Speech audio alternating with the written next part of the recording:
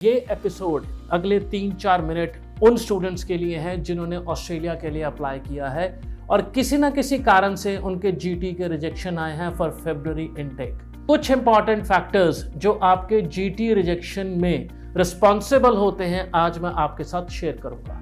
पहला सबसे बड़ा reason incomplete documentation.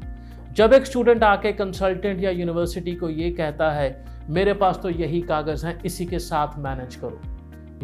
University manage करने नहीं बैठी, यूनिवर्सिटी आपके केस की ऑथेंटिकेशन चेक करने के लिए बैठी हैं और उसमें आपके ऑक्यूपेशंस जो आपके स्पॉन्सर्स के हैं उसके एडिशनल डॉक्यूमेंट के साथ ही आगे बढ़ा जाएगा। छोटा सा एग्जांपल दे देता हूं यहाँ पे, एग्रीकल्चर इनकम।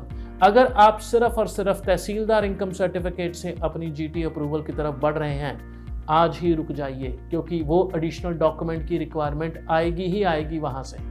अगर आप उसको नहीं दे पाएंगे तो आपके आने वाले 3 हफ्ते व्यर्थ होंगे, क्योंकि वो जीटी रिजेक्शन आपके ईमेल, आपके इनबॉक्स के बाहर ही वेट कर रहा है आपका। Australia is all about documentation, चाहे वो इनकम डॉक्यूमेंटेशन हो, चाहे वो एक्सपीरियंस के डॉक्यूमेंटेशन हो। सेकेंड मेन फैक्टर, अगर आपका एसओपी और वर्क एक्सपीरियंस एक स्टेगनेंसी की तरफ जा रहा है, कैसे?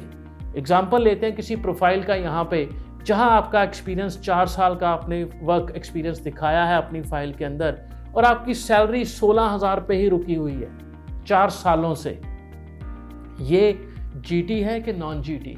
आप खुद डिसाइड कीजिए। विद द बैकग्राउंड, अगर आपका इंडियन एम्प्लॉयर आपको रेज देने को तैयार नहीं है, दैट मीन आप किसी काम के नहीं है। ये कॉमन चीजें जो गलती होती हैं वर्क एक्सपीरियंस के अंदर और पूरे के पूरे स्टूडेंट प्रोफाइल के अंदर। Third important factor, supporting documentation of your financials. KCC के साथ पैसा लाया हुआ जब आप सेविंग अकाउंट में डालते हैं तो वो उसका जो वायबल प्रूफ है वो केसीसी नहीं चलता। It has to come with the acceptable reasons और रिसोर्सेज जहां से आप वो पैसे को जायज करार करवा सको यूनिवर्सिटी के आगे। अंडरस्टैंड कीजिएगा, आपसे ऑस्ट्रेलियन यूनिवर्सिटी सिर्फ 1 साल का ही पैसा शो करने को बोलते हैं, डिस्पाइट ऑफ द फैक्ट आपका कोर्स 3 साल का भी हो सकता है और 2 साल का भी हो सकता है। तो 1 साल का इतना इंपॉर्टेंस क्यों है? क्योंकि वो चाहते हैं आप 1 साल स्टडी पे फोकस रखो, आप वहां आके ये सोच में ना पड़ जाओ मेरे तो पेरेंट्स मेरी पढ़ाई अफोर्ड नहीं कर सकते, मेरे को कॉलेज चेंज करना है, या ये कोर्स मेरे लिए वायबल नहीं है, मेरे को कोर्स चेंज करना है। क्योंकि उनका एक्सपीरियंस कहां से आता है? आप आज लैंड करते हो ऑस्ट्रेलिया के अंदर और अगले 5 दिनों में बोल देते हो ये कोर्स मेरे लिए ठीक नहीं है।